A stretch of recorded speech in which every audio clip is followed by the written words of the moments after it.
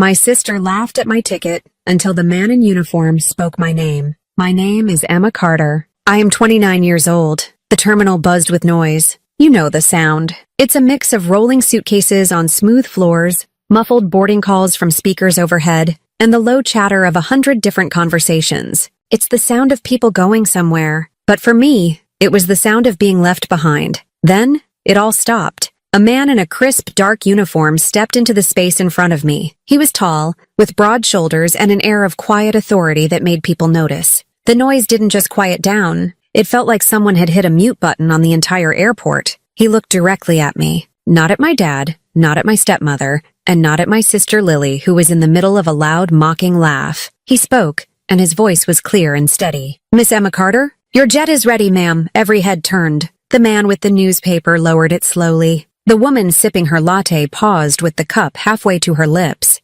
Lily's laughter died in her throat, leaving her mouth hanging open in a silent, ugly shape. My stepmother's perfectly painted smile froze on her face. It looked like a mask that had cracked. And my dad, the man who had always stood so tall and unmovable, let his coffee cup slip from his hand. It hit the polished floor with a loud crack, splashing dark liquid across his expensive shoes. No one moved to clean it up. They all stared at me. And for the first time in years, I didn't shrink. I didn't look at the floor or wish the ground would swallow me whole. My back straightened. My chin lifted. I felt the air fill my lungs and I stood taller. My name is Emma Carter. I am 29 years old. And that moment, that perfect, silent moment in the middle of a crowded airport, was the end of one story and the beginning of another. It was the moment the world shifted under my family's feet. But before I tell you how everything flipped, like and subscribe and drop a comment to let me know where you are watching from. Now, let me take you back. Not years, not months,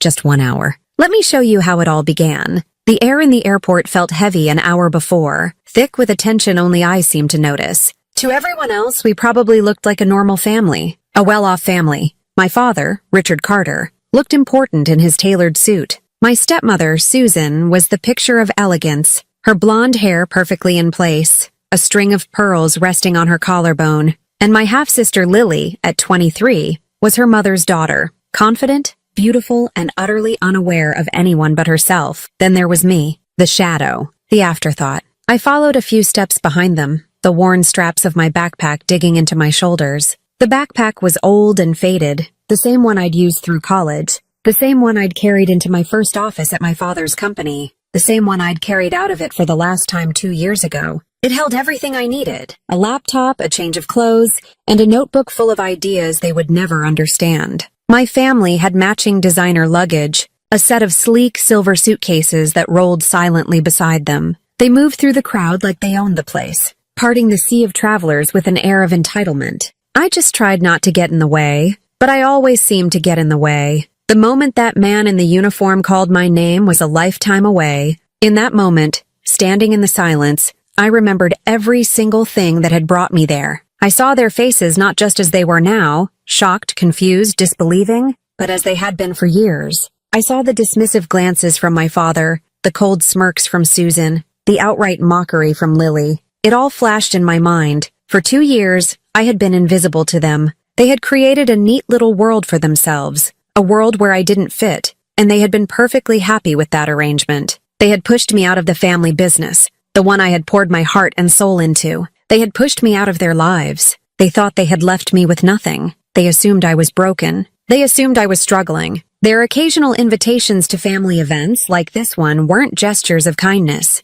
They were opportunities to remind me of my place, to show me everything I had lost, and everything they had gained. It was a cruel, quiet power play, and for 2 years I had let them play their game. I had been working. I had been building. I had been fighting every single day in a world they knew nothing about. I worked when they slept. I planned when they partied. I sacrificed when they indulged. I built a new foundation for my life, brick by silent brick, far away from their judging eyes, and they never once asked. They never once called to see if I was okay. They never wondered what I did after I left the office with my one small box of belongings. My absence was a relief to them. It made their new family portrait perfect. So when that officer said my name, Miss Emma Carter, it was more than just a summons. It was a reckoning. It was the sound of my silence finally breaking. The years of being underestimated, ignored, and humiliated came to a head in that one stunning moment of public validation. My dad's dropped coffee cup was the sound of his world cracking. Lily's frozen laughter was the image of her superiority shattering.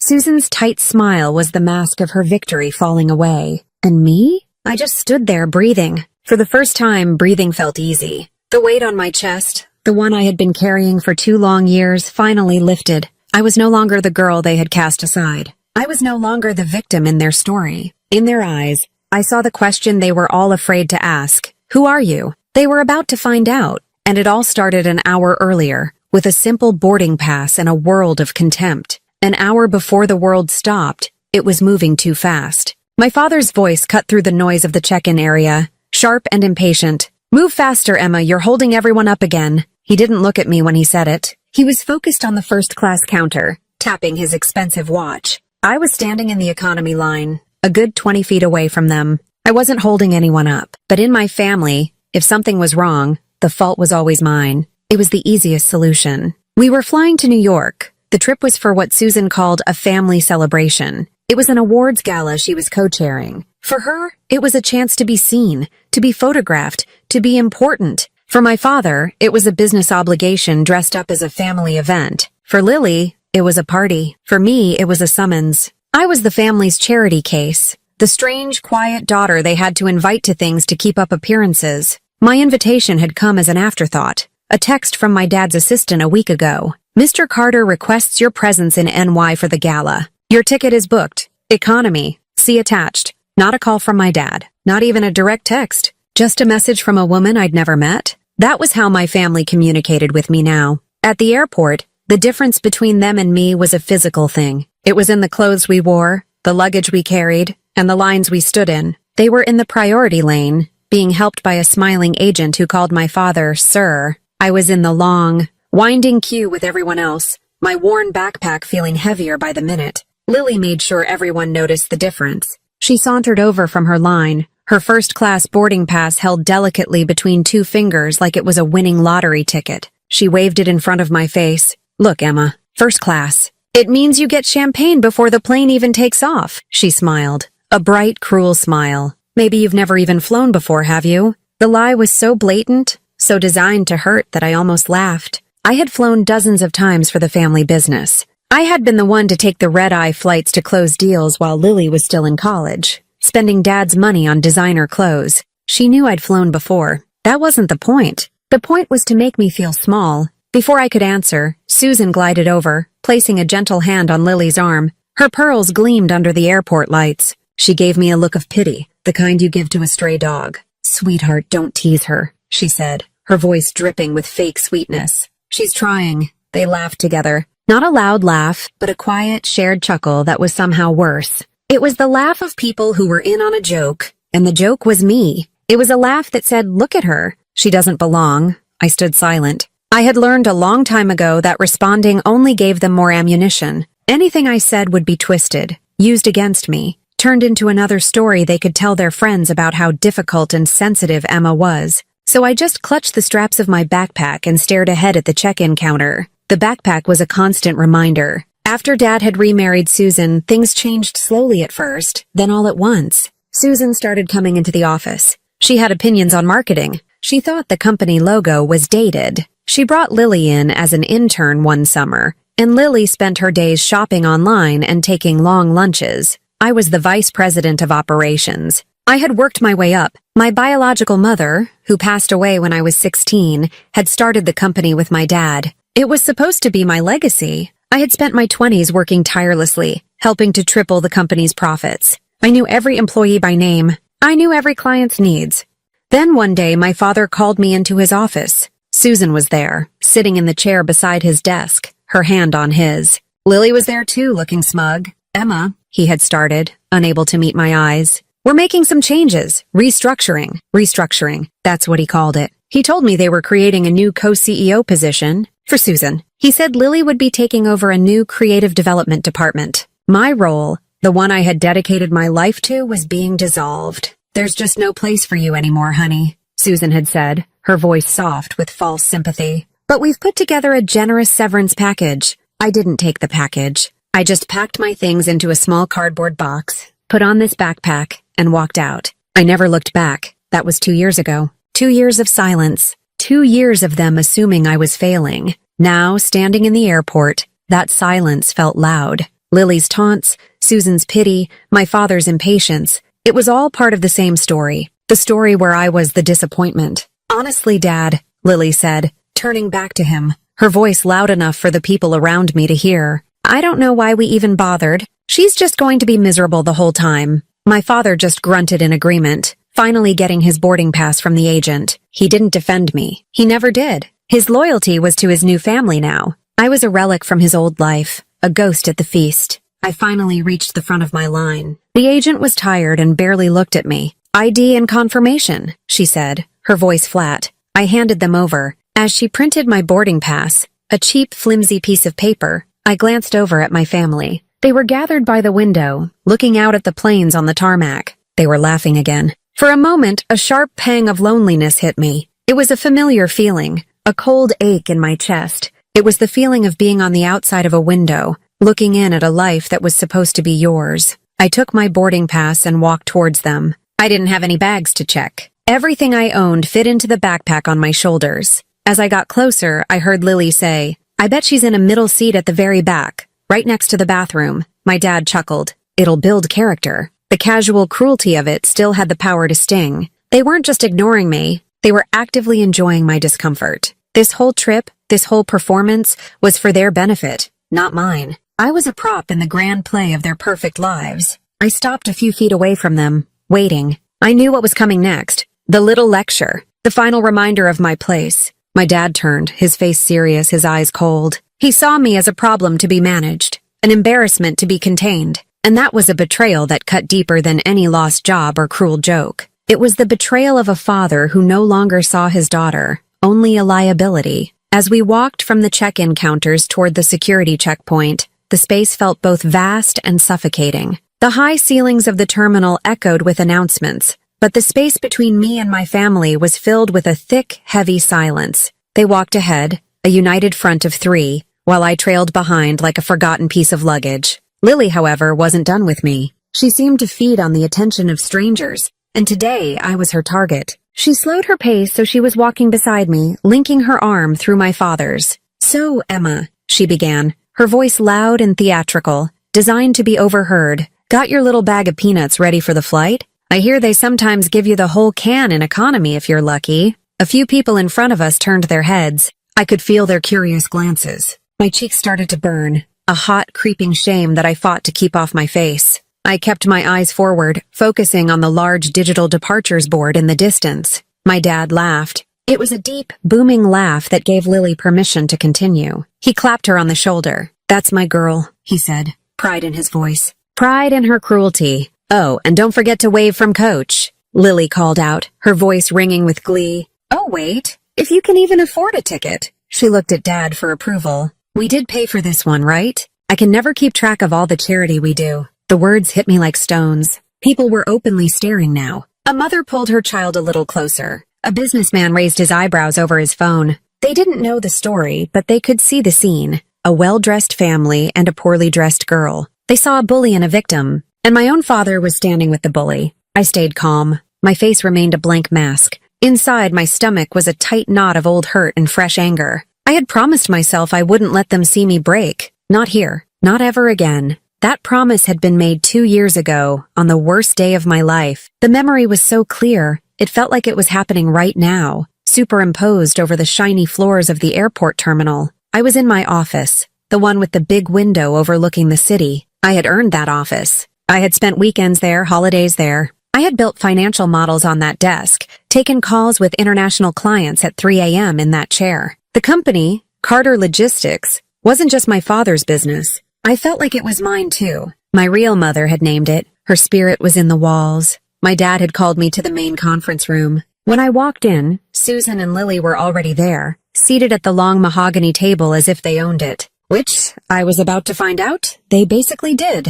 Emma, my father had said, clearing his throat. He couldn't look me in the eye. He stared at a spot on the wall just over my shoulder. Susan has some wonderful new ideas for the company's direction. We're going to be diversifying. Susan had smiled, a thin, triumphant smile. We're moving into lifestyle branding, dear. Logistics is so Industrial. Lily will be heading our new creative division. Lily, who was 21 at the time and had never worked a day in her life, beamed. I'm going to be an influencer for the brand, she'd said proudly. It felt like a joke, a nightmare. I had presented a 5-year growth plan to my father just a week before, detailing how we could expand our shipping routes and acquire a smaller competitor. He had praised it. He had called it brilliant. Now, he was talking about lifestyle branding. And what about my role? I had asked, my voice steady, even though my heart was hammering against my ribs. Well, Dad had said, finally looking at me, his eyes full of something I couldn't name, pity, or maybe guilt.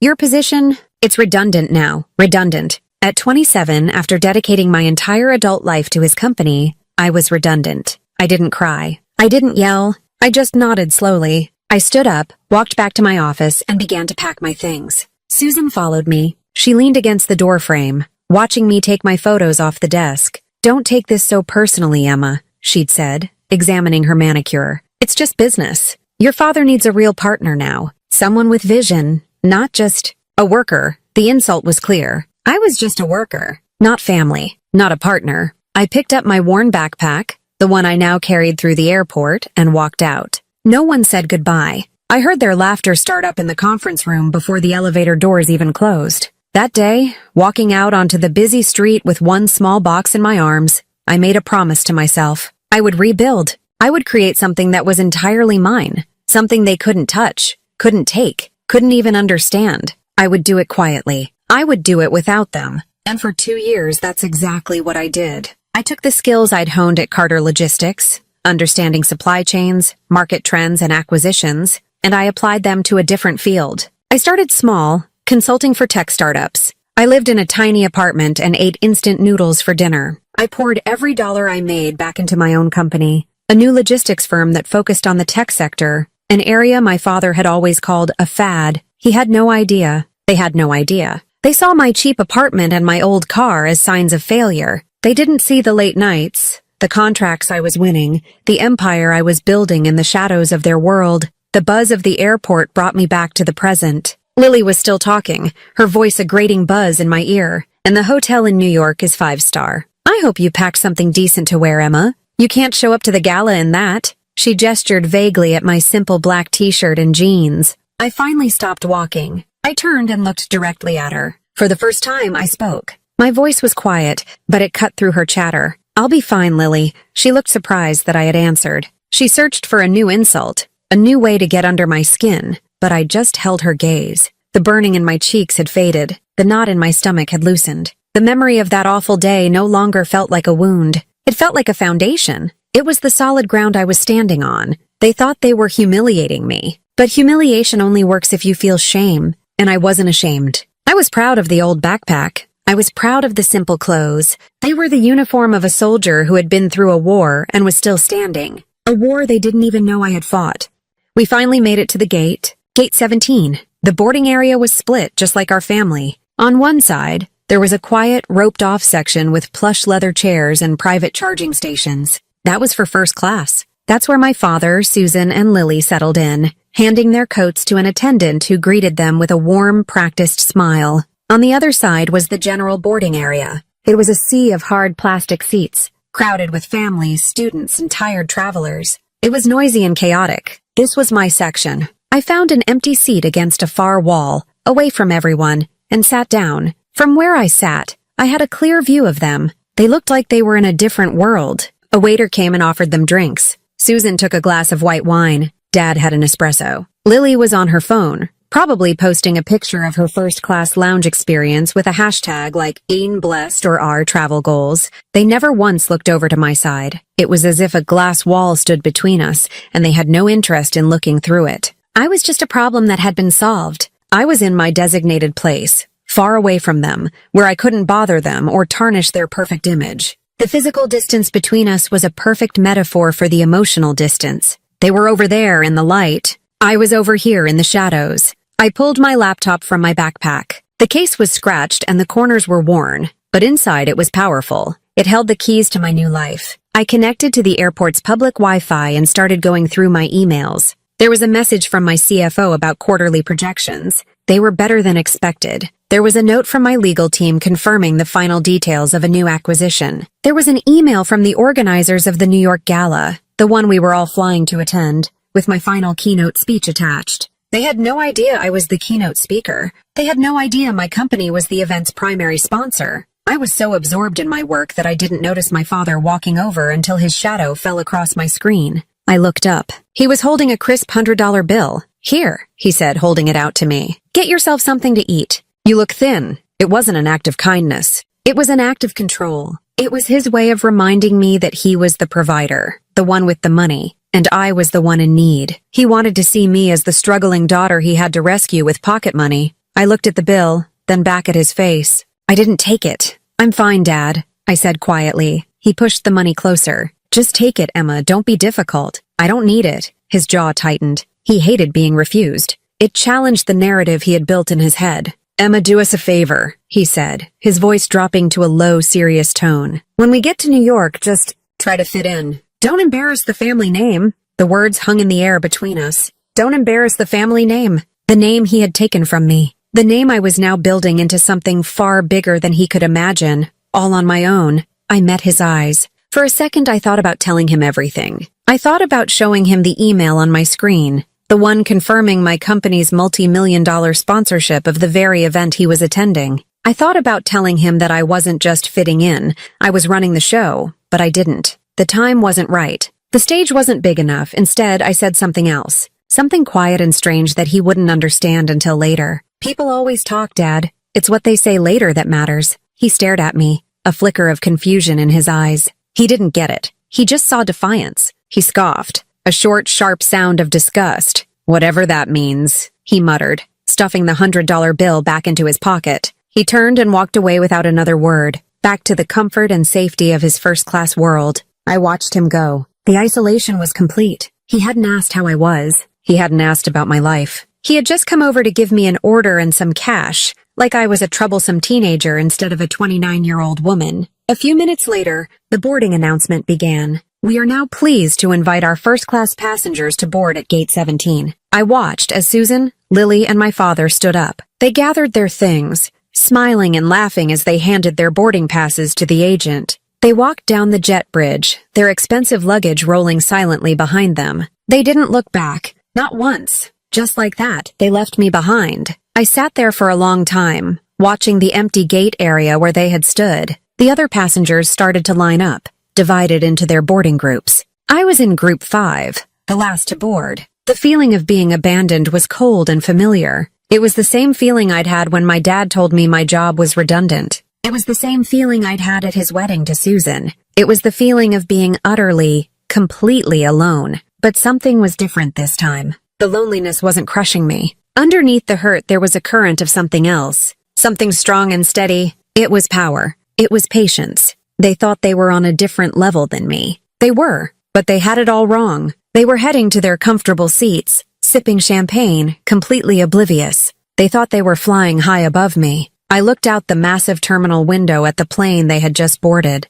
It was a standard commercial airliner, painted with the logo of a major carrier. A carrier that, as of 3 months ago, my tech logistics company held a controlling stake in. They were flying on my plane. They just didn't know it, and I wasn't getting on that plane at all. I closed my laptop, a small, calm smile touching my lips for the first time that day. Their flight was about to take off, but mine was just getting ready. As the last of the economy passengers shuffled down the jet bridge, the laughter of my family seemed to echo in the now empty gate area. It was a ghost sound, a reminder of the humiliation that had been so fresh just moments before. I stood there alone in the quiet aftermath of their departure. This was always the hardest part. The moment after the confrontation, after the insults, when I was left by myself to process the sting. For years, moments like this would send me into a spiral. I would question my worth. I would replay their words in my head, letting them cut me over and over again. I would feel small, powerless, and broken.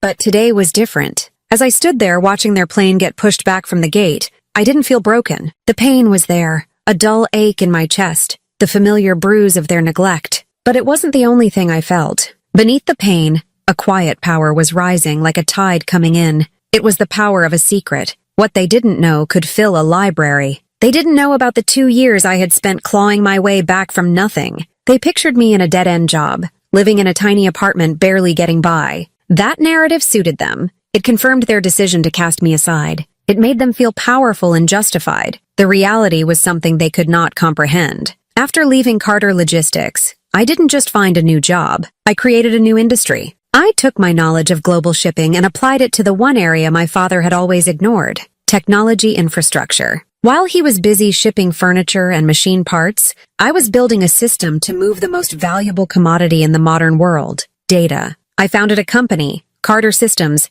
deliberately choosing a name so close to his that it would one day be confusing. I worked relentlessly. There were nights I slept on a couch in my tiny office, using code books as a pillow. There were weeks where I lived on coffee and the sheer stubborn refusal to fail. I remembered Susan's words, "It's just business," and I made them my mantra. I became ruthless, efficient, and strategic. I took all the pain and loneliness and channeled it into work. It was the only thing that didn't hurt me. It was the only thing I could control. My first big break was a contract with a new cloud computing company. They needed a logistics partner who understood speed and security. I built a custom solution for them. After that, other tech giants started to notice. My little company grew. I hired my first employee, then 10, then 100. We became the silent backbone of the tech boom, the invisible network that made everything else possible. And I made money. More money than my father had ever made with his industrial business. But I didn't change my lifestyle. I still drove my old car. I still lived in a modest apartment. I still wore simple clothes and carried my worn backpack. The money wasn't the point. The power was. The quiet power to build something they couldn't touch. My biggest move came 6 months ago. I saw an opportunity. One of the country's major airlines was struggling. Their stock was undervalued, and their logistics were a mess. I knew logistics. Using a series of shell corporations and investment firms, my company began quietly acquiring their stock. 3 months ago, we gained a controlling stake. We weren't just shareholders, we were the new owners, operating from behind the scenes while we planned a complete overhaul. The airline my family was currently boarding, that was us, they never asked. That was the part that hurt the most, even more than the insults. In 2 years, my father had never once called and asked, "Emma, what are you doing now? How are you building your life?" Susan and Lily certainly never cared. My success, my struggle, my entire existence outside of their orbit was a complete blank to them. They had pushed me out, and then they had closed the door and never looked out the window to see where I had gone. And now, they were about to learn. Not because I was going to shout it. Not because I was going to throw my success in their faces. They were going to learn because our paths, which they had tried so hard to separate, were about to collide in a way they could never have anticipated. Their plane was now taxiing toward the runway. I watched it go. A silver tube carrying the 3 people who thought they had left me in the dust. I felt a strange sense of detachment, like watching a movie I already knew the ending to. The breaking point wasn't a moment of tears or anger. It was a moment of absolute clarity. The pain of their rejection was real, but it no longer defined me. It was just a part of my story, the chapter that explained how I got my strength. They had meant to break me. Instead, they had forged me into someone they wouldn't recognize. I turned away from the window. My phone buzzed in my pocket. It was a text from my personal pilot, a man named Captain Reynolds. "Pre-flight checks are complete, Miss Carter.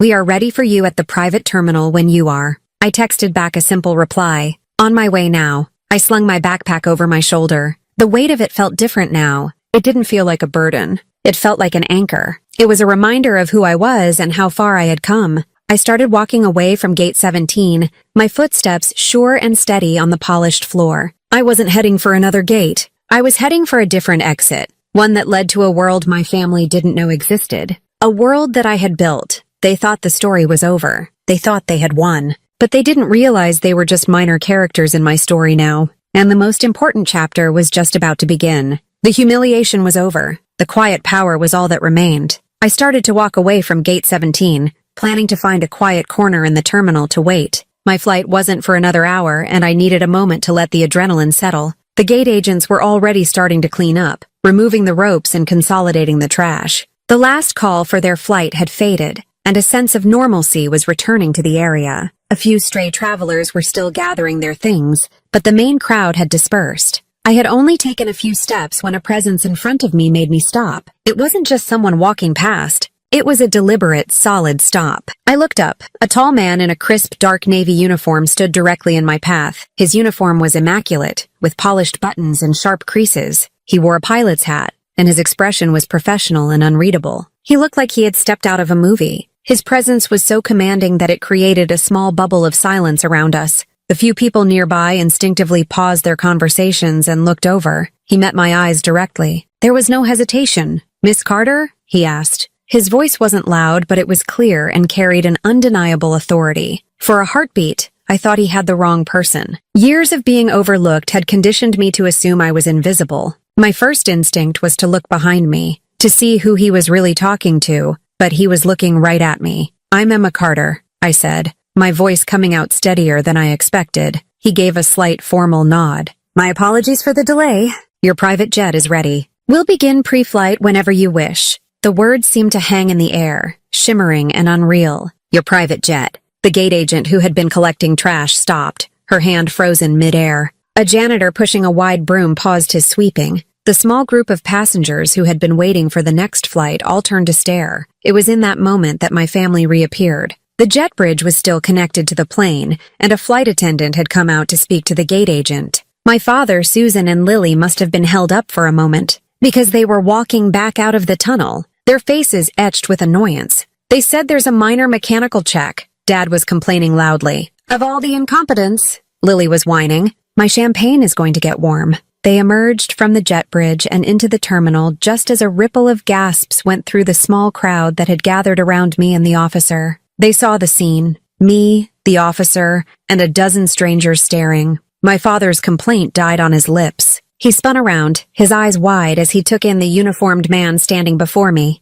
Lily, who had been looking at her phone, froze mid-step, her perfectly made-up face a mask of confusion. Susan's hand flew to her pearls, a gesture of pure shock. My heart was thundering in my chest. It felt like a drum beating against my ribs, a wild rhythm that threatened to shake my whole body. But on the outside, I was perfectly still. The years of hiding my emotions, of presenting a calm face to their storms, had become a kind of superpower. I looked at the officer, my expression unreadable. I gave him a small, polite smile. "Perfect timing," I said softly, my voice barely a whisper, yet it seemed to echo in the sudden silence. I was getting tired of standing. The officer nodded again, his professionalism unwavering. He didn't seem to notice the scene unfolding around us. He was focused only on me, his client. He gestured with a gloved hand toward a set of large, unmarked glass doors at the far end of the concourse, away from all the numbered gates. "If you'll follow me, Miss Carter. A car is waiting to take you to the executive terminal." I nodded. "Thank you." I adjusted the strap of my backpack on my shoulder and started to walk. To get to those glass doors, I had to walk directly past my family. They stood there like statues, frozen in disbelief. As I moved, the world seemed to slow down. I could hear the faint click of my simple boots on the polished floor. I could feel the eyes of every stranger on me. They weren't looks of pity anymore. They were looks of awe, of curiosity, of shock. I kept my chin high. I didn't look at my family as I approached, but I could feel their stunned silence. It was more powerful than any of their insults. Their mockery, their laughter, their taunts. It all felt like it had happened a lifetime ago, to a different person. They had spent the entire morning trying to make me feel small and insignificant. And now, this man in a uniform had arrived and, with a few simple words, had shown them that my world was bigger than they could have ever imagined. The power hadn't come from me shouting or fighting back. It had come from the quiet, undeniable truth of my reality. As I drew level with them, Lily finally found her voice. But it wasn't the confident, mocking tone she had used before. It was a shaky, confused whisper. "Emma?" I didn't stop. I didn't look at her. I just kept walking toward those glass doors, toward the car, toward my jet, toward my life. The walk was only about 50 feet, but it felt like the longest and most significant journey I had ever taken. Each step was a step away from the girl they thought I was, and a step toward the woman I had become. As I walked past, the invisible wall that had separated me from my family all morning finally shattered. They were no longer in a different world, looking down on me. They were standing on the same ground, but suddenly, it was tilted in my favor. Lily's voice, when it came again, was thin and trembling. It was the voice of someone whose entire understanding of the world had just been broken. Her jet, she stammered, looking from me to the officer, who was now walking a respectful pace behind me. The officer, without breaking stride, replied in that same professional, matter-of-fact tone. He didn't address her directly, but answered the question as if it were a simple request for information. Yes, ma'am. Miss Carter owns it. Silence. It was a profound, heavy silence that swallowed every other sound in the terminal. If my father's coffee cup hitting the floor had been the sound of his world cracking, this was the sound of it turning to dust. I chanced a quick glance at them. I saw their faces, stripped of all their earlier arrogance. The smirks, the condescending smiles, the looks of pity, they were all gone. In their place was raw, unfiltered disbelief. Lily's face was pale, her mouth slightly open. Susan looked like she had seen a ghost, her carefully constructed composure completely gone. But it was my father's expression that I will never forget. His face was a storm of confusion, shock, and something else I couldn't quite identify. It might have been fear. The man who had always been in control, the patriarch who dictated the fortunes of his family, looked utterly lost. His voice, when he finally spoke, was cracked and weak. It was a voice I had never heard from him before. Emma, what is this? I finally stopped. I was just a few feet from the glass doors. I turned to face him fully. The hurt was still there, deep in my bones, but it was overshadowed by a calm, quiet strength. I didn't need to raise my voice. I didn't need to list my accomplishments. The scene around us was doing all the talking. I offered him a faint smile. It wasn't triumphant or smug. It was sad in a way. A sad smile for everything we had lost, for everything he had thrown away. You were right, Dad, I said, my voice soft but clear. I can't afford economy. I paused, letting the words sink in. Then I added, it's too small for me now. A low murmur went through the crowd of onlookers. A few people had their phones out, discreetly filming. The story was too good to resist. The family drama, the surprise twist, the underdog's sudden victory. I had become the main character in a public play. My father took a half step forward, his hand slightly raised as if to stop me. Emma, wait. We need to talk. There's nothing to talk about, I replied, the calmness in my voice unwavering. My flight is ready. Lily finally snapped out of her shock, replaced by a surge of familiar angry jealousy. You're lying, she hissed, though her voice lacked any real conviction. This is a trick. You hired him, didn't you? To embarrass us. The idea was so absurd, so typical of the way her mind worked, that I almost laughed. She couldn't imagine a world where I had actually succeeded. Her only frame of reference was one of deceit and manipulation. The officer stepped forward slightly. Ma'am, I can assure you this is no trick. I am Captain Reynolds, and I fly for Carter Systems Executive Fleet. He said the name of my company, Carter Systems, and I saw another wave of shock hit my father. He knew the name. It had been making waves in the business world for the last year. He had probably read about it in the Wall Street Journal. He just never in a million years would have connected it to me. I gave them one last look. I saw them not as the monsters who had tormented me, but as they were in that moment. Small, confused, and powerless. Their world had been built on a foundation of superiority, and that foundation had just crumbled. I turned my back on them for the final time and walked toward the glass doors. They slid open automatically as I approached, and a wave of bright sunlight spilled across the polished floor. It was like stepping out of a dark room and into the day. A sleek black car was parked just outside on the tarmac, its engine humming quietly. A driver in a black suit stood holding the rear door open for me. Beyond the car, I could see it, my jet. It was a beautiful Gulfstream, its white body shimmering in the morning sun. It was a symbol of everything I had built, everything I had earned through silence and hard work. I stepped into the car without a backward glance. The door closed with a soft, satisfying thud, shutting out the noise of the terminal, shutting out the sight of my family, shutting out the past. As the car pulled away, I looked out the window. My father, Susan, and Lily were still standing there, silhouetted against the terminal lights, watching me go. They looked like statues in a museum, relics of a life I no longer lived. The inside of the car was silent and cool. It smelled of polished leather and clean air. The chaos of the terminal faded away into a distant memory, replaced by a profound sense of peace. Through the tinted windows, the world outside seemed distant and muted. As we drove across the tarmac, we passed the commercial airliner my family was on. It looked large and clumsy from this angle, a lumbering giant chained to the rules of the public world. Then we passed it, heading toward a more private, exclusive part of the airport. The jet was even more impressive up close. Its lines were sleek and powerful, a testament to engineering and design. It was a machine built to defy gravity, to rise above the world.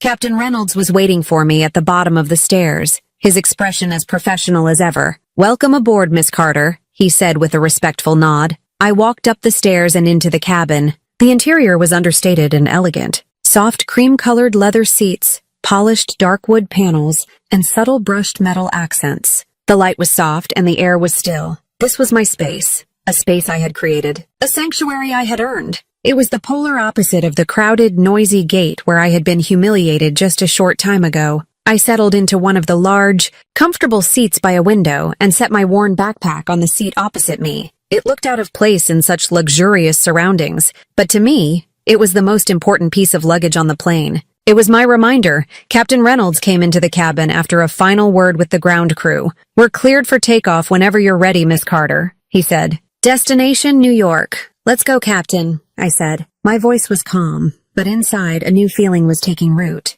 It wasn't revenge. It was something cleaner, purer. It was closure. I added, "I've got a summit to host." He nodded and disappeared into the cockpit. A few moments later, I felt the gentle rumble of the engine starting up. The jet began to move, rolling smoothly toward the runway. We didn't have to wait in a long line of planes. We were given immediate clearance. As we ascended, the world below shrank away. The airport, the city, all of it became a map of tiny lights and shapes. I watched as we climbed higher and higher, breaking through a thin layer of clouds into the brilliant, unending blue of the sky. Up here, at 30,000 feet, the world felt different. The problems on the ground seemed small and insignificant. I leaned my head back against the soft leather and closed my eyes, letting the quiet hum of the engines wash over me. My mind went back to the gala, the family celebration in New York. The irony was almost too perfect. When my father's assistant had sent the curt invitation, I had almost deleted it. Attending another event where I would be treated like a pariah was the last thing I wanted to do. But then I saw the name of the event,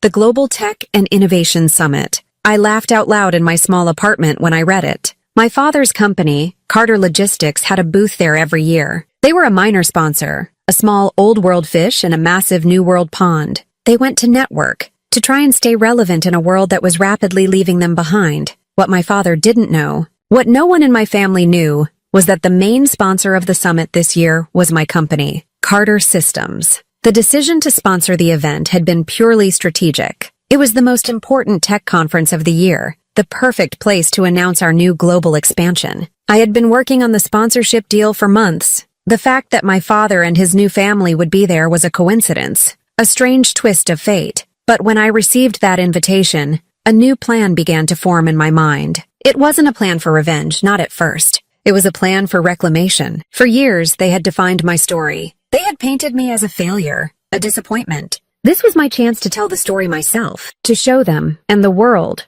who I had become. Not with angry words, but with undeniable success. I would be the keynote speaker at the gala dinner. My face was on the program, my name listed as the CEO of Carter Systems. But my father wouldn't read the program. He never bothered with details like that. He would show up, expecting to be a guest, and he would find out that he was in my house. The plan had felt abstract, a distant event on my calendar. But now, flying high above the earth in my own jet, it was becoming real. The airport scene had just been the prelude. The main event was tonight. A flight attendant quietly appeared by my side. "Can I get you anything, Miss Carter? Champagne? Coffee?"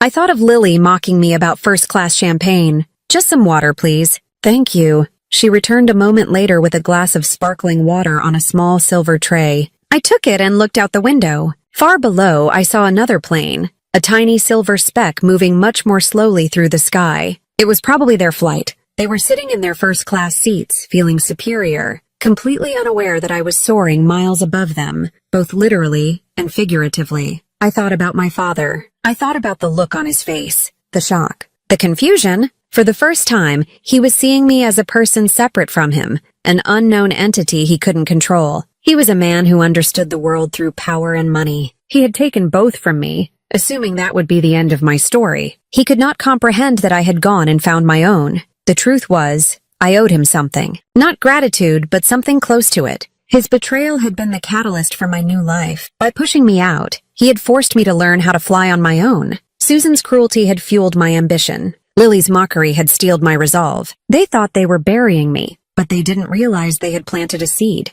The flight to New York was short. As we began our descent, I looked down at the sprawling metropolis, a city of endless possibilities, a city where fortunes were made and lost, I had lost one life, and I had come here to claim another. Tonight, in a ballroom filled with the most powerful people in my industry, I would step onto a stage. My family would be in the audience. And for the first time, they would be forced to listen to my voice. The exposure wasn't just about them seeing my jet. It was about them seeing me, the real me. And that was a truth that would hit them harder than any financial success.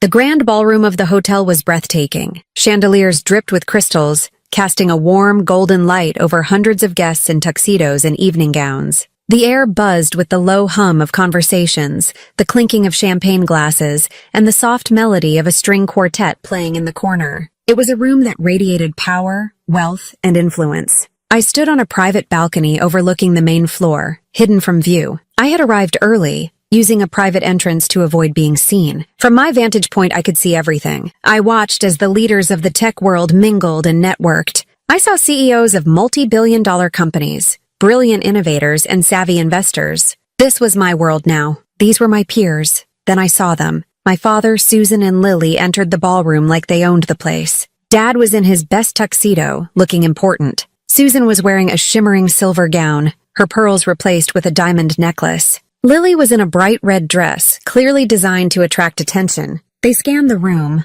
looking for people they knew, ready to play their part as members of the elite. I watched them for a while, a strange sense of detachment washing over me. They found a small table near the back, their assigned seating. It wasn't a prime spot. It was the kind of table reserved for minor sponsors. I saw my father's face tighten with a flicker of annoyance when he saw the table number. He was used to being at the center of the room. They had no idea I was watching them. They had no idea I was even here. I wondered what they had talked about on their flight after the scene at the airport. Had they convinced themselves it was all a misunderstanding? A fluke? Had Lily decided I had rented the jet to pull off an elaborate prank? Their minds would have scrambled to find an explanation that kept their world intact, one where I was still the failure they needed me to be. My assistant, a sharp young woman named Clara, appeared silently beside me. "It's 5 minutes until your keynote, Miss Carter. Are you ready?" I took a deep breath. "Yes, Clara, I'm ready." I spent the next few minutes backstage going over the notes for my speech one last time,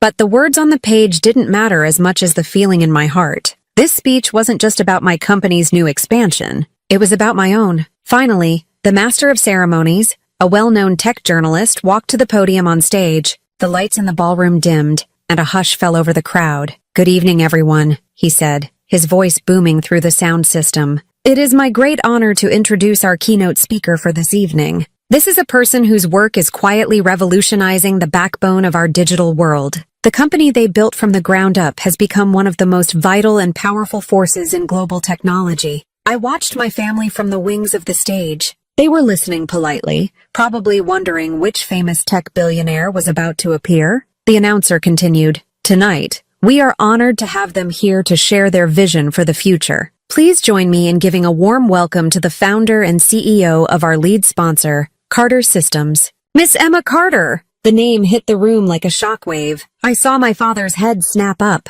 He froze, his champagne glass halfway to his lips. He looked around wildly as if expecting someone else to walk out. Lily's jaw dropped, her face going completely pale under her makeup. She looked like she had seen a ghost. Susan simply stared at the stage, her eyes wide with a mixture of horror and disbelief. Applause began to ripple through the ballroom. The people in this room knew Carter Systems. They knew its reputation. They were applauding my success. I walked out from the wings and into the spotlight. I was wearing a simple, elegant dark blue dress. I didn't need sequins or diamonds. My presence was enough. I walked calmly to the podium, the sound of the applause washing over me. I looked out at the sea of faces, and then my eyes found my family's table. I locked eyes with my father. In that moment, I saw it all on his face. The dawning comprehension, the shattering of his denial, the terrible, undeniable truth. The girl he had dismissed, the daughter he had cast aside, was the powerful CEO being honored on this stage. When the applause died down, I began to speak. My voice was steady and clear. "Good evening," I began. "It's an honor to be here with all of you tonight."